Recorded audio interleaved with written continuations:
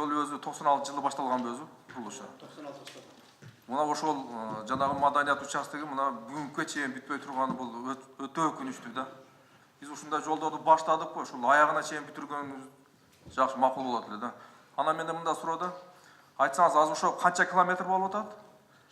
67 километр. Маданияттан Жалал-Абадка чейин. 1 километр канчадан болуп атат азыр? Түш келип атат ошол. 1 километр где-то болса 800'дүн төгөрөгүндө го. 800'дүн төгөрөгүндө. Анан эми кээ-бир ушундай тендер болот турганда кээ-бир компаниялар мисалга аябай эле акчаны аз коюп туруп сапатсыз жолдор болуп атканын биз көрүп атабыз да, мисалгачы. Ушуга да көңүл бурсаңыздар. Эгерде ушул акча каражат жетеби эртеңки күндө? Тендерник комиссия менен банк тарабынан ушул акча жетет деген чечим бар.